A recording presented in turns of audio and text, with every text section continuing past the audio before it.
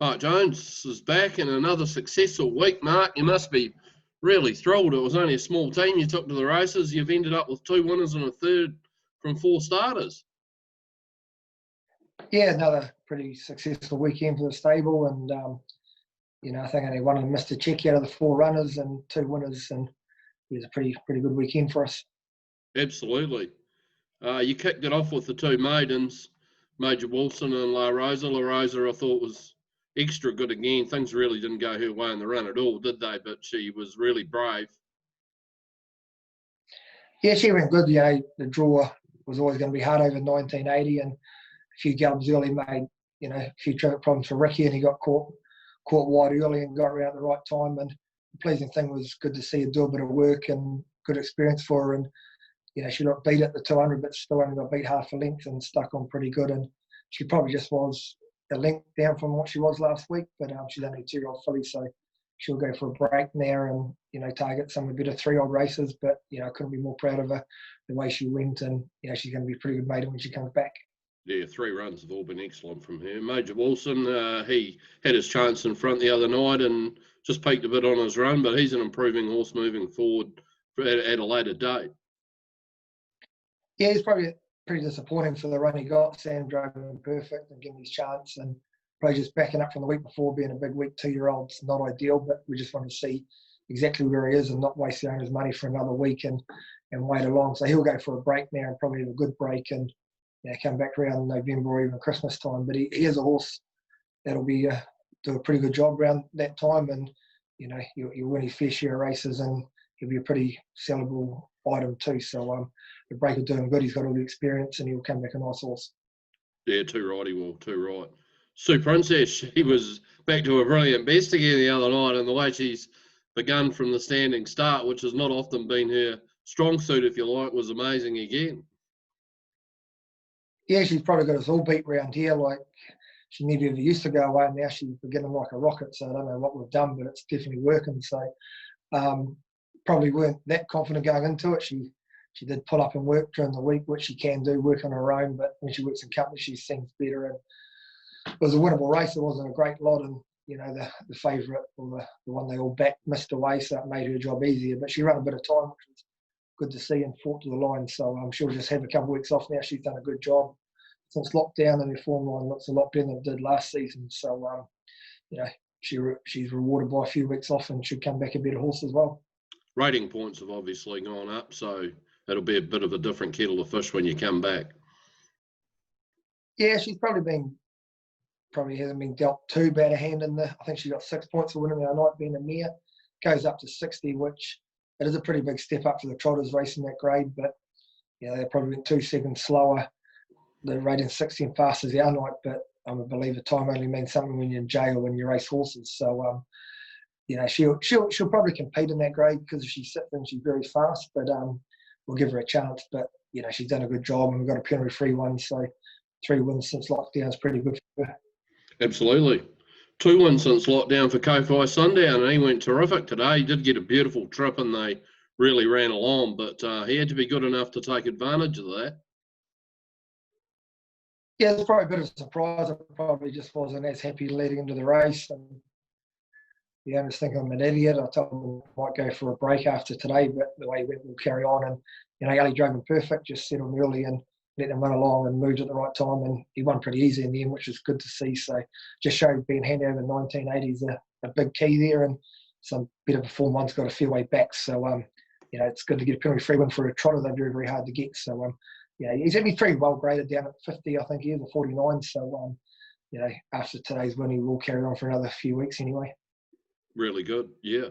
Racing on the pace, as you probably just noted, is really crucial. Just watching the races, Mark, isn't it? It's unless you're in that first sort of 4 or 5, it's really hard to make ground, isn't it? Yeah, we've touched on this, a couple of weeks ago, that especially with 1980s, you just got to be on the pace and be there. And if you're not there early, you're never going to get into the race. And probably just the way the fields are falling away at the moment. We can't even get 10 fields at Addington on a Friday or on a Sunday. It probably just shows speed they're going for some of these horses at Addington. They're just falling by the wayside, and it's probably not a good look for harness racing when we can't get 10 races and we had a 5-horse field go around, today, and the fields aren't full. So hopefully something happens to get the numbers back up, but it's not looking good the way we're going. Mark, it's not looking good because at the end of the day, we all know that All Stars are taking 48 horses to the trials this week, and not blaming them at all. It's not their fault. They're a professional stable with a lot of nice horses, but when it comes to racing them, who wants to go and sort of take them on, if you like? There's just going to be a lot of people that are going to want to probably either stay at home or go and race somewhere else. Yeah, I'm probably one of them.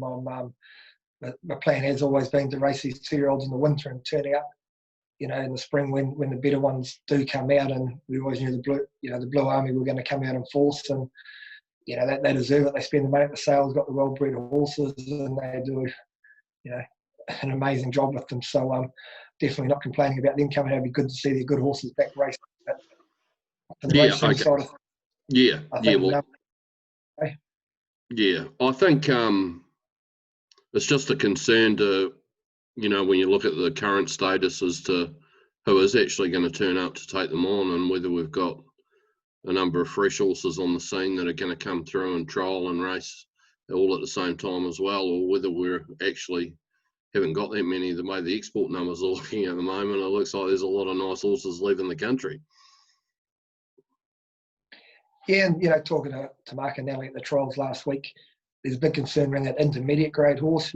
Probably the 60 to 62 to 80 odd horses, 80-point horses. There's no races for them. I know they've got plans for some of their horses, and even some of mine might go down that path. And we need those intermediate grade horses because they're our future, but we're losing a lot of them. And when their numbers come out in the maidens, they're going to have a pretty strong bunch of maidens because a lot of their 2-year-olds didn't race as 2-year-olds, so they're going to be better horses for it. So hopefully people do turn up to race. My team will quiet them down in that period, and just probably some higher grade horses will be around, but they'll be spaced as well. So I probably wouldn't like to be Addington at the moment trying to get 10 races on a Friday and 10 races a Sunday come August. I think it's going to be pretty tough unless a lot of new horses come out. Yeah, exactly. We're going to see a few things happen in the next few weeks, I think, in the next 3 or 4 months, and things we can talk about as we go along. But it's a bit of a worry at the moment, just wondering where our turnover is going to come from. In my opinion, I think we're carting a lot of races that just aren't even bettable, and the $1.20 favourites that we're going to have coming up by an abundance are not necessarily that good either. So there's a few question marks sitting there at the moment. Yeah, I think if we put races on, people will still bet.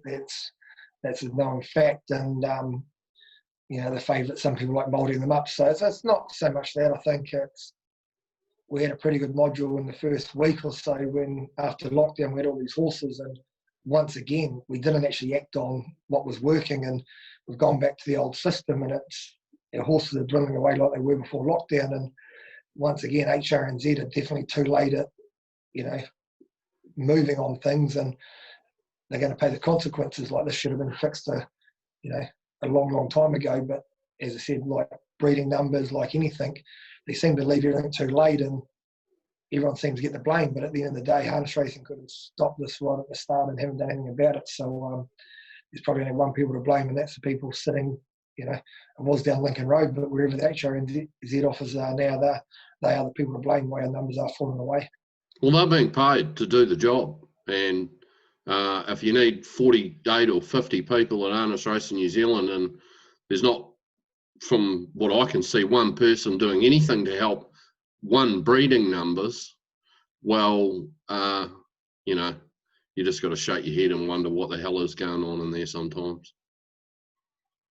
Probably the biggest thing people forget is Harness Racing New Zealand works for the licence holders. We don't work for them, and the problem is their attitude is they want it their way, and they're not actually working for the industry. That's their job. They work for us licence holders, and that's not happening. And yeah, it's all right for them to sit behind the desk and get their pay packet at the end of the week each week. And the simple fact is the industry is suffering from it. And probably a majority of the jobs in Harness Racing New Zealand, if they were so poorly performed in any other industry or or job, they wouldn't have a job at the end of the week. So, some new blood might be needed in a lot of positions.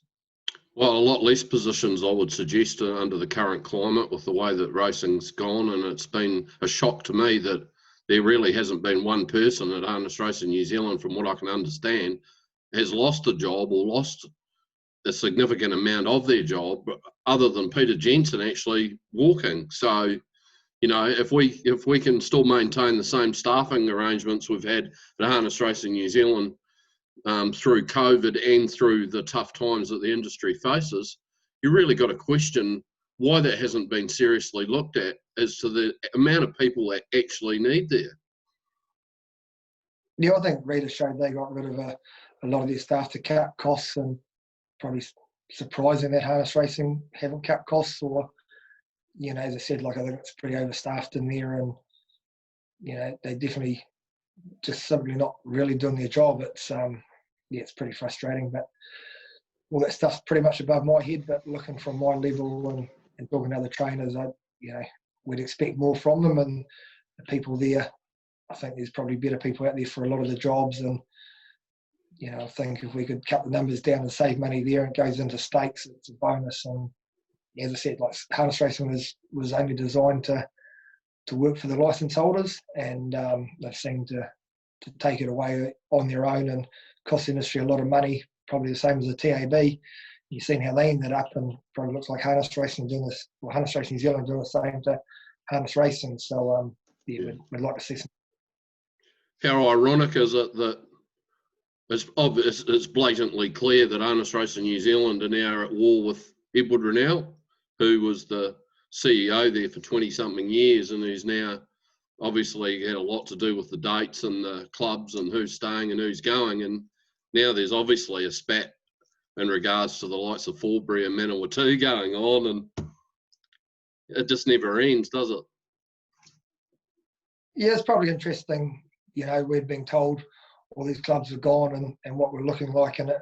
We're probably thought it was pretty positive for Harness Racing, the changes they'd made, but it's all been reversed. And it was interesting, good to see Harness Racing come out and say that some of the decisions that Reed had done they didn't agree with, and hopefully that they do get reversed. But it's all technical stuff, behind closed doors and the board level on that. But it's you'd like to see them working together and not against each other, put it that way. Yes, that's right. And that's where the irony is that the man that was there for such a long time is now the guy that they're all sort of not as happy with. So never mind.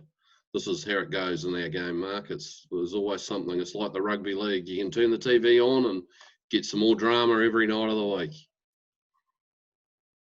Yeah, it's probably the best part of the week is watching the league at the moment. So probably good to see the Warriors get a win, even though it's a pretty average game, but it's good to see the Warriors get home, and it's always top quality in the NRL. Absolutely. Very good. Right, Mark, we won't keep you any longer. Thanks for that. Good chat. Thanks, Matt. Talk later. Okay.